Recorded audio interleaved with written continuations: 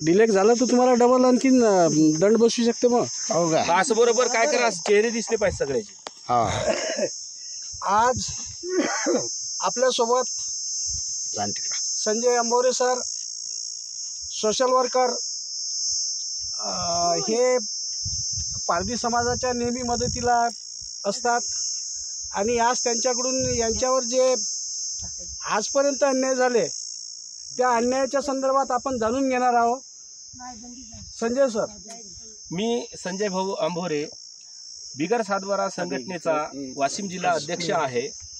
आणि मला पारधी समाजाच्या एका माणसानं फोन केला की बाबा आमची जमीन ही लोक हिसकावून घेत आहेत आणि जिल्हा अधिकारी वाशिम यांनी सौर ऊर्जा प्रकल्पासाठी ही आमची जमीन भाडे तत्वावर देण्याचा करारनामा केला आणि त्या संदर्भामध्ये त्या वीज वितरण प्रकल्प अधिकारी जे कोणी आहेत त्यांनी आमच्या शेतामध्ये येऊन झेंडे गाळले आहेत आणि ती सदरची जमीन ताब्यात घेण्याचे प्रयत्न करत असल्यामुळे त्या लोकांनी मला कळवले आणि मी त्या ठिकाणी जाऊन पाहिल्यानंतर माझ्या लक्षात आलंय की सदरची जमीन ही भाडेतत्वावर षण्मुख राजन जिल्हा अधिकारी यांनी, तात्कालीन जिल्हा अधिकारी होते ते, त्यांनी ती जमीन भाडेतत्वावर म्हणून 1 हेक्टर 20 आर जमीन त्यांना देण्यास आदेश पारित केला आणि त्या आदेशामध्ये आगाऊ ताबा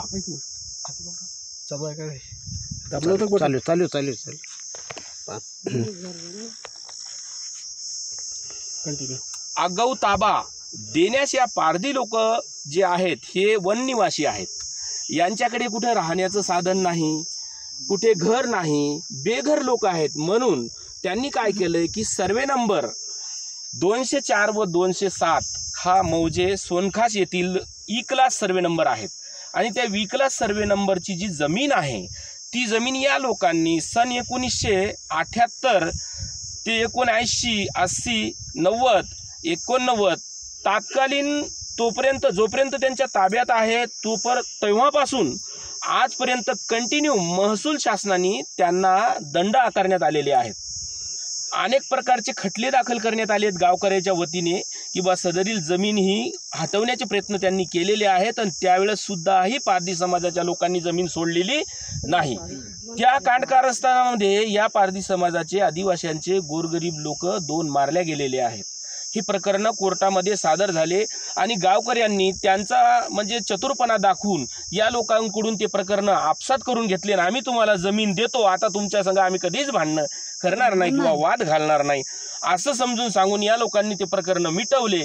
आणि आता असं षडयंत्र उभं केलं काही 10-20 वर्षानंतर की तलाठी, मंडळ अधिकारी, तहसीलदार, नायब तहसीलदार आणि SDO आणि कलेक्टर या लोकांनी सगळ्यांनी संगनमत करून वीज वितरण कंपनीकडून मोठ्या पद्धतीची रक्कम वसूल करून त्यांना ही जमीन भाडे तत्वावर देण्याचा आदेश पारित केला.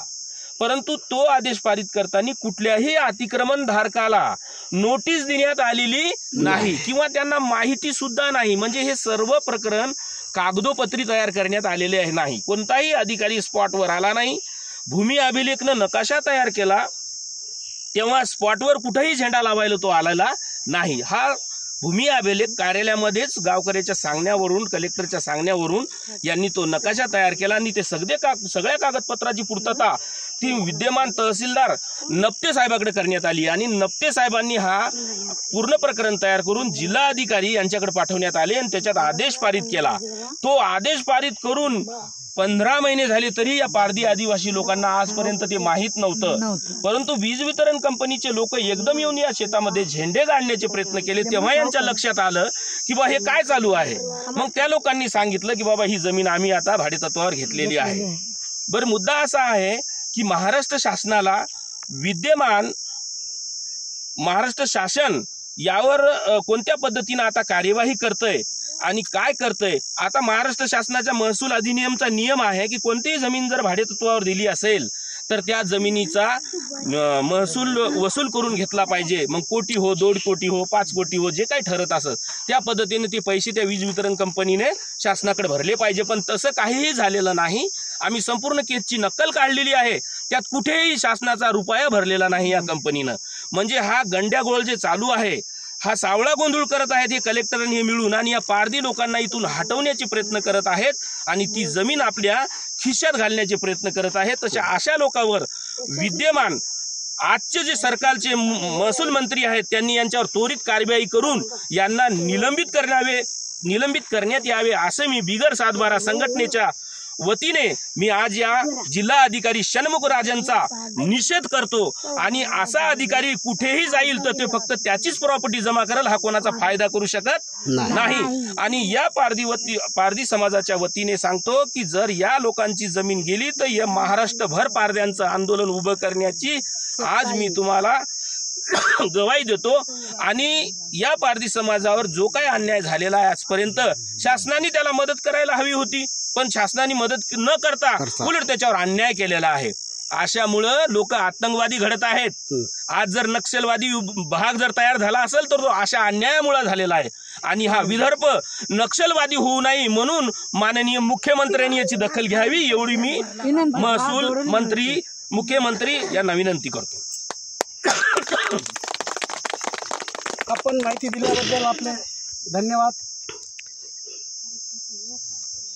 चालूच आहे सर.